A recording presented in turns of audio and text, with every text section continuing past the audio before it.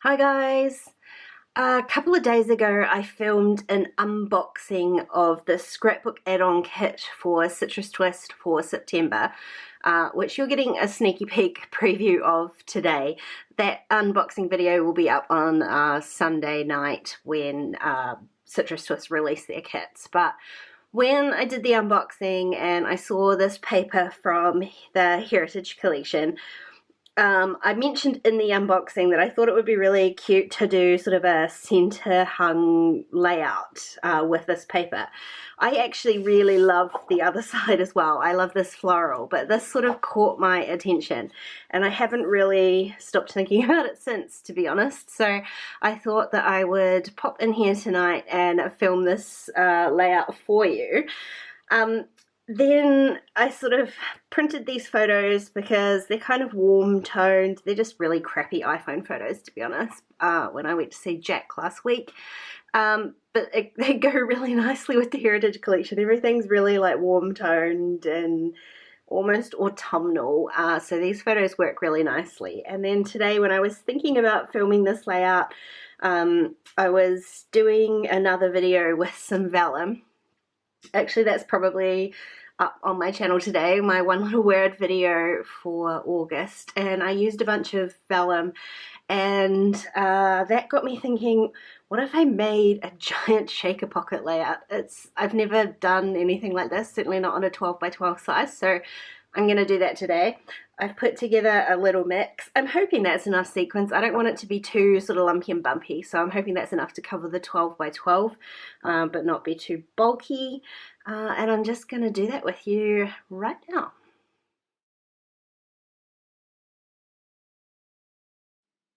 So the first thing I have to do is cut this branding strip off, and I put my paper trimmer up here on the desk, but I didn't realize it's sort of backwards, so I was working all cat-handed. It felt very, very strange. I decided that instead of leaving the vellum at the full 12 by 12 size, I would just trim, and I eyeballed it, to be honest. I'm guessing half an inch, maybe 3/4 of an inch off two sides, so that it just comes in a little bit from the edge of the paper. I do want this page to have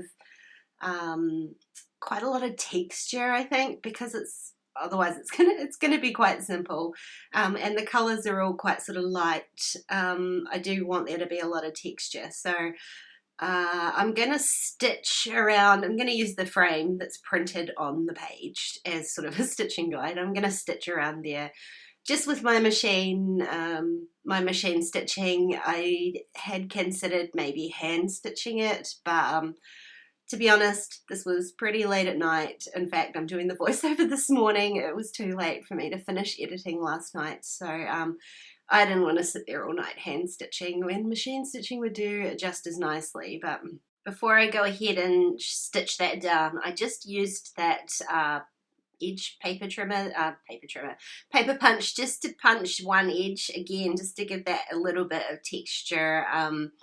And just I don't want it to be too centered, so I am going to try and create a little bit of unbalance, and that's one way of doing it. I used a little bit of washi tape to hold down my vellum onto my paper, because I didn't want it to slip around while I was stitching. And then I've just stitched three sides. I left the entire top side open because I had that plate of sequins and I didn't know how hard or easy it was going to be to put those in there. But as it turned out, pretty easy. And then I just took it back to the machine and stitched the top shut. And then I also went around the outside a couple more times, just again to give that texture and to really make sure those sequins are stuck in there. This is one of those times that I really don't want any sequins to escape. And because this is just, I mean, it's vellum, it's just paper, so it's not a fabric or a plastic. I don't want this to rip, and I guess that's another reason I didn't want it to be too bulky, because I don't want anything to poke through the vellum, and then all those little sequins are going to disappear into my scrapbook album. So again, in an effort to add a little bit of texture, I'm just using the edge of my scissors just to rough up the vellum a little bit. which was a little bit of a delicate process. That, like I said, the paper, it rips pretty easy. I don't mind that it's ripped in a couple of places. It sort of tore a little bit because, again, it just helps to add that texture, but it does give almost a frame to the vellum, which just makes things a little bit easier. Now this is where I want to put my photos, and I don't want all those sequins just to disappear in behind the photos all the time. So I just pencil marked where the photos are going to go, and I'm going to stitch a little box so that those sequins are never going to get stuck in behind there. It's also going to help my photos adhere, since there's somewhere flat to adhere to. It's not going to be all bumpy and lumpy, and that just makes it a little bit easier to get the sequins to spread out around the outside of my photos.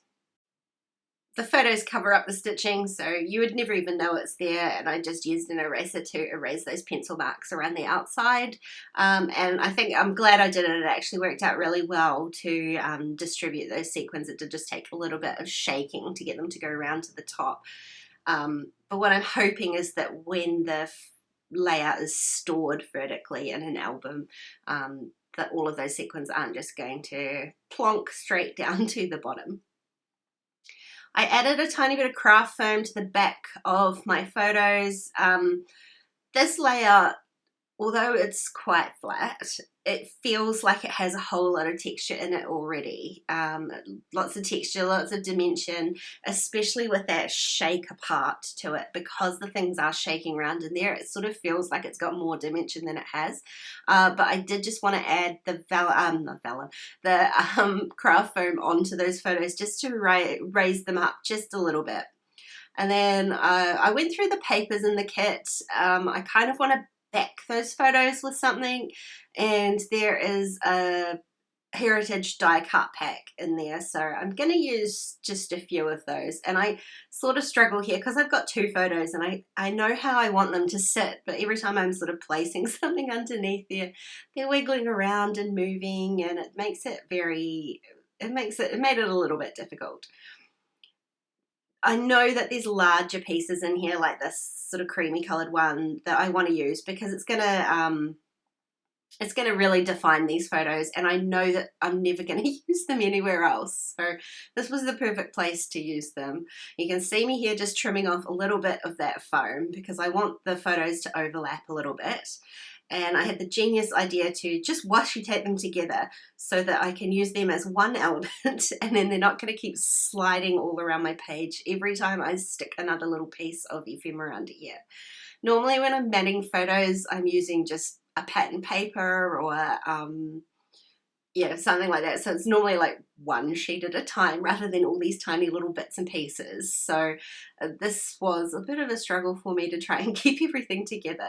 But all I'm trying to do is just add a little bit of definition, and it's not around all four sides of those photos, just in a few places, and I'm kind of concentrating on sort of three sides because I want my title to kind of go a little bit further to the right. Again, I'm trying to make that sort of slightly off-balanced center hung sort of thing. So there are a lot of words in these heritage puffy stickers that I thought would work well for a title. I guess the whole sort of thing with heritage is that it's about family, so it works really nicely for all of these Jack and Diane photos that I've got. And I think the one that I'm going to use for this layout is the together one. I love the sentiment, but I also love the fact that it's black rather than the gold. The gold is really pretty on these. It's kind of a, I want to say like antique gold, like it's not a bright in your face yellow gold. So it works really nicely for this sort of style, but I do want the title to stand out a little bit from the page. I mean, as you can see, everything is really soft and, well, lovely, but doesn't make much in the way of a focal point. So my photos are already a fairly large focal point on the page, but I want the title to be able to stand out too. So that black together is going to work really nicely. all I did there was tape all those little ephemera pieces. The washi tape did so well with the photos that I decided to do the same thing with those ephemera pieces. I carefully lifted my photos off and then sort of taped those all down so that it was one piece to then add some double-sided tape to. And then I don't have to worry about making sure that I've placed everything back down in exactly the right spot. I can just go ahead, stick it down. I did have to move one tiny little piece of washi tape, and then I can double-sided tape my photos and stick those down as well. I was just working out whether to have one of the photos like directly vertical or have them both sort of off kilter, and I decided to go for the off kilter, and then I'm going to add my title and build the rest of the sort of column of bits from there. I'm not super fond of the, I'm going to call it script or the font for all these letters, and because they're not all joined together, I've got 3 pieces of the word here, so I just want to grab my T-square ruler just to make sure that it's reasonably straight. I think I actually did a really good job. I was shocked. I was thinking I hadn't stuck everything down. I just sort of loosely put it on top of the vellum, and I was planning that I was going to have to peel them off and move them around, but actually I got it pretty right first time. So I'm starting the rest of the column here with another couple of stickers from that puffy sticker sheet. And then there is this, I mean, I call it a sticker book, but it's just a pack of stickers. There are so many stickers in here. If you saw my scrapbook.com haul, you'll know that I bought most of the stuff myself. I didn't realize that I was getting the add-on kit this month, or that the add-on kit was full of heritage stuff. So I had already bought a lot of this stuff myself. Luckily, I really love this line, and I don't see any problem using multiples of some of these things. I do find it easier to pull all these stickers out of the pack though and just use them as sheets of stickers. I was looking at some of the florals there, and definitely some of those tiny word stickers, and also those black sort of florals. They're kind of frames. I just like that they're black. It kind of looks like sort of hand-drawn elements when you put them on a page, so I really liked that too. What I'm trying to avoid is adding too much more colour. I want the bits that are going through the middle of this layout to be mostly black and white, so that cluster of colour in the middle there around the photos really draws your eye to those. I'm sort of throwing out my usual rule of having 3 points of interest. That visual triangle is normally how I try and work any sort of layout, not just a 12 by 12, but any sort of layout I try to work in 3s. And I'm trying to throw that out here because I am trying to create that center, that sort of center focal point, rather than having 3 points all around the layout. But you can see it sneaking in here and there. I did add 3 hearts, and I did add 3 of those little black hand-drawn leaf shapes. The black hearts, though, I did end up putting all down the center, so I wouldn't really consider it three different points.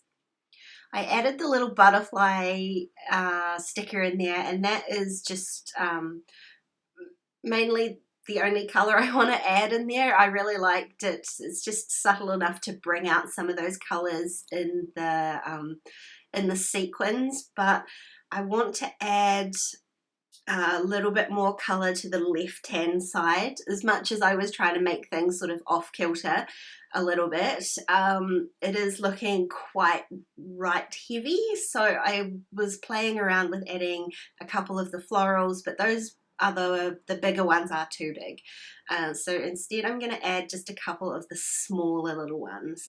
So I just popped one above that sticker, and I'm going to add a couple more, but I just want to add a little bit more colour, a bit more weight to this left-hand side. And I saw this little die cut piece sticking out, and it's in that more cooler tone, sort of purpley, mauvey kind of colour, which is a bit darker. And you can see it fills in that gap there and just adds a little bit more weight. And then I'm going to add those smaller stickers, again adding a bit more of the cooler blues, just to balance the colours and the weight of both sides a little bit. So I actually end up taking too long. I take too long to decide how many stickers to put where. That's the trouble with these huge packs. And my camera cuts out. You don't miss a whole lot because basically I just try to rein in my stickering and call the layout done. But you'll see the finished result here really soon. So this is pretty much what I was dreaming of, and you know how rarely that happens. So I'm super pleased. It's got this like center hung thing that I was hoping for, but it's not too symmetrical. There's a little bit of texture, a little bit of variance, and nothing's too same. Plus, I've got an entire sequin shaker page, and the sequins aren't too in your face, so I don't feel like it overwhelms the whole thing. But I love it, and I know if Jack was here, he'd love it too, because so much noise, so much sequins, perfect thing for him. Thanks for watching today, guys. I really hope you enjoyed it. Let me know what you think of the layout down below, and I will see you again really soon. Bye!